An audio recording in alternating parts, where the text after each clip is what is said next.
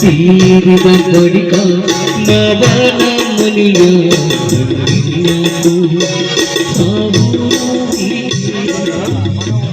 ನಿನ್ನ ಹೆಂಡತಿ ಬೆಂಗಳೂರಿನಿಂದ ಈ ತಾನೇ ಬಂದಂತೆ ಕಾಣುತ್ತದೆ. ಬಹಳ ಸುಂದರವಾಗಿ. ಎಲ್ಲಿ ನಿನ್ನ ಹೆಂಡತಿ ಗೌರಮ್ಮ? ಮಗುವಿಗೆ ಜನ್ಮ ಕೊಟ್ಟ ನಿನ್ನ ಹೆಂಡತಿ.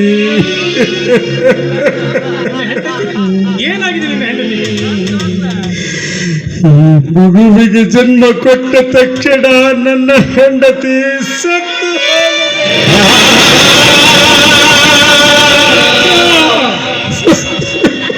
ಏನು ಹೇಳಿದ್ರು? ನೀನು ಕಲ್ಪನೆಯಲ್ಲಿ ಕಾಣದಂತೆ ದುರಂತವನ್ನು ನುಡಿಯುತ್ತಿದೆಯಲ್ಲ. ತವರು ಮನೆಗೆ ಹೋಗಿ ಬರುತ್ತದೆ ಹೇಳಿ ಹೋದ ನಿನ್ನ ಹೆಂಡತಿ ತನ್ನ ಬಾಳನ್ನೇ ಬರಿದು ಮಾಡಿ ಕಳಿಸಿದೆ.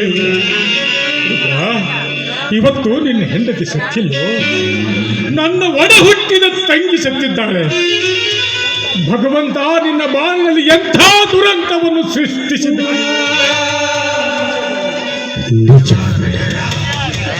ಆ ಸೃಷ್ಟಿಕರ್ತನ ಸೆಳೆತದಲ್ಲಿ ಸಿಕ್ಕು ನನ್ನ ಸಂಸಾರ.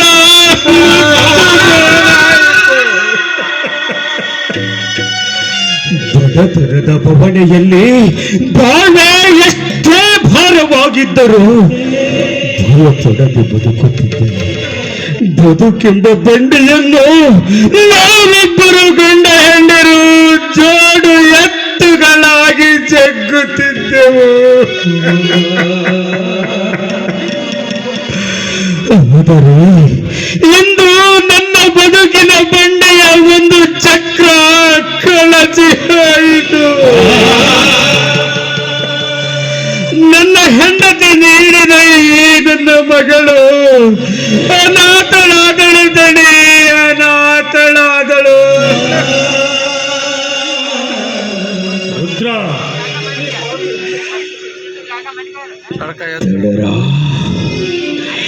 ಈ ಪಾಪಿ ಹುಟ್ಟಿದ್ರ ನನ್ನ ಹೆಂಡತಿ ಖಂಡಿತ ಸಾಯ್ತಿದ್ದಿಲ್ಲ ದಣಿ, ಖಂಡಿತ ಸಾಯ್ತಿದ್ದಿಲ್ಲ. ನಿನ್ನ ಕಲ್ಪನೆ ತಪ್ಪಾಗಿದೆ. ಕೈಸಿಟ್ಟ ದೀಪದ ತಪ್ಪಿಗೆ ಪಣತಿಯನ್ನು ಒಡೆಯಬಾರದು. ಯಾರ ಜನ್ಮಕ್ಕೆ ಯಾರ ಸಾವೂ ಕಾರಣವಲ್ಲ, ಯಾರ ಸಾವಿಗೆ ಯಾರ ಜನ್ಮವೂ ಕಾರಣವಲ್ಲ. ಈ ಲೋಕದಲ್ಲಿ ಹುಟ್ಟುವವರು ಹುಟ್ಟುತ್ತಾರೆ, ಸಾಯುವರು ಸಾಯುತ್ತಾರೆ. ಹುಟ್ಟು ಸಾಯುವ ಸಂಬಂಧ ಕಟ್ಟಲು ನಾವಾರು?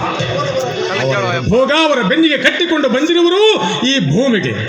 ಬರೇ ಹುತ್ತು ಭ್ರಮೆಯಲ್ಲಿ ಬಡದಾಡುವ ಈ ಮಾನವನ ಮೂರ್ಖತನ.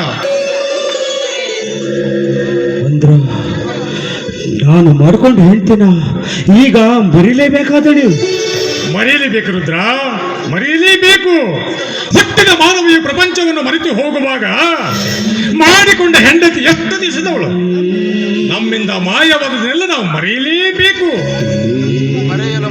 ಮಡದಿಯನ್ನು ಮರೆತರು ಮಡದಿ ನೀಡಿದ ಈ ಮಗುವಿನ ಭವಿಷ್ಯ ಹೇಗೆ ದಣಿ, ಹೇಗೆ?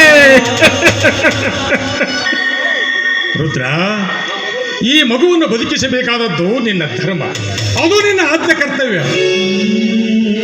ಈ ಮಗುವಿಗೆ ಅಂಬಿಕಾ ಅಂತ ನಾಮಕರಣ ಮಾಡು. ಅವರವರ ಮನೆಯಲ್ಲಿ ಈ ಮಗುವನ್ನು ಬಿಟ್ಟು ಕೂಲಿನಾಲಿ ಮಾಡಿ ಹಚ್ಚಬೇಡ. ಒಳ್ಳೆಯ ವಿದ್ಯಾಭ್ಯಾಸ ಕಲಿಸಿ ಸುಶಿಕ್ಷಿತರ ಸಾಲಿನಲ್ಲಿ ನಿಲ್ಲಿಸು. ಇವಳಿಗೆ ಬೇಕಾದ ಆಶ್ರಯ, ವಿದ್ಯೆ, ಊಟ, ಉಪಚಾರದ ಖರ್ಚು ನಾವು ನೋಡಿಕೊಳ್ಳುತ್ತೇವೆ.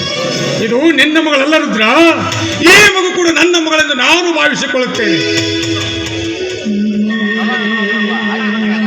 ರುದ್ರ,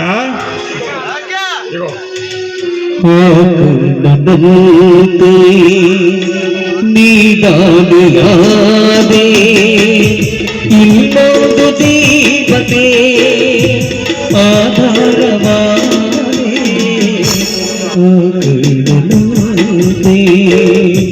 ನೀದಾನೆಯಾದೆ ಇನ್ನೊಂದು ದೀಪಕ್ಕೆ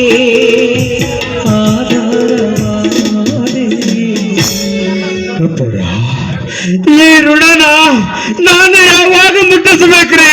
ಯಾವಾಗ ಮುಟ್ಟಿಸಬೇಕು? ಯಾಕೆ ರುದ್ರ, ಕಣ್ಣಲ್ಲಿ ನೀರು. ಋಣ ಮುಟ್ಟಿಸುವ ಕಾಲ ಬಂದೇ ಬರುತ್ತದೆ. ಉಂಡವರಿಗೆ ಉಣಿಸುವುದಕ್ಕಿಂತ ಹಸದವರಿಗೆ ಅನ್ನ ನೀಡುವುದು ಅದು ನಿಜವಾದ ಧರ್ಮ. ಈಗ ಎಲ್ಲವನ್ನು ಕಳೆದುಕೊಂಡು ಹಸುದು ನಿಂತಿರಿ. ಇಂಥ ಸಮಯದಲ್ಲಿ ನಾನು ನಿನಗೆ ಸಹಾಯ ಮಾಡದಿದ್ದರೆ ಆ ದೇವರು ಕೂಡ ನನ್ನನ್ನು ಮೆಚ್ಚಲಾರ. ಇರಲಿ, ಈ ಮಗುವನ್ನು ಯಾರ ಮನೆಯಲ್ಲಿ ಬಿಡುವೆ? ಅಬ್ಬರ, ಈ ಮಗುನ ಇಲ್ಲೇ ಈ ಊರ ಯಾರ ಮನೆಗೂ ಬಿಡೋದಲ್ರಿ. ನನ್ನ ತಂಗಿ ಹೊಟ್ಟೆ ಬದುಕಲಕ್ಕಂತ ಬೆಂಗಳೂರಿಗೆ ಹೋಗಿ ಬಹಳ ದಿವಸ ಆತ್ರಿ. ನನ್ನ ತಂಗಿ ಮಗ ಅರವಿಂದ್ ಅಂತ ಅವನು ಸಹಿತ ಅಲ್ಲೇ ಅದನ್ರಿ. ಇಬ್ರು ಜೊತೆಯಾಗಿ ಬೆಳಿಬಹುದ್ರಿ. ಗಂಡನ ಮಗಳ ಅಂದ ಮ್ಯಾಲ ಅಕ್ಕರತೆಯಿಂದ ಜೋಪಾನ ಮಾಡಬಹುದು ಅಂತ ನನ್ನ ಆಸೆ ರೀ. ಅಷ್ಟೇ ಮಾಡುತ್ತಾರೆ. ಇವತ್ತು ನೀನು ಬೆಂಗಳೂರಿಗೆ ಹೊರಟು ಇನ್ನು ಮಗು ಹಾಲು ಕುಡಿಯೋ ಹೊಸಗೂಸು. ಇಲ್ಲಿ ಹೆಚ್ಚು ದಿವಸ ಇರುವುದು ಒಳ್ಳೆಯದಲ್ಲ. ಈ ಮಗುವಿಗೆ ಒಳ್ಳೆಯ ವಿದ್ಯಾಭ್ಯಾಸ ಕಲಿಸಂತ ನಿನ್ನ ತಂಗಿಗೆ ಚೆನ್ನಾಗಿ ಹೇಳ್ಬಾ. ಆಯ್ತ್ರಿಪ್ಪ, ನಾವು ಹೋಗಿ ಬರ್ತೀನಿ.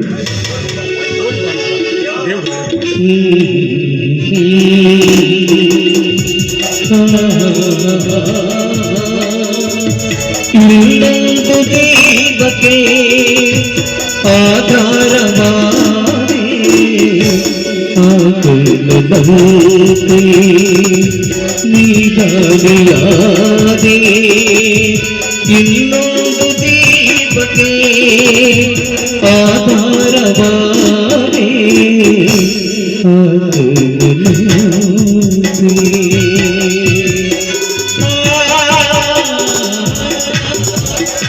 ರುದ್ರ, ನನ್ನ ಜೀವವಿರುವವರೆಗೂ ನೀನು ಯಾವುದಕ್ಕೂ ಧೈರ್ಯ ಕುಂದಬೇಡ. ಧೈರ್ಯದಿಂದ ಹೋಗು.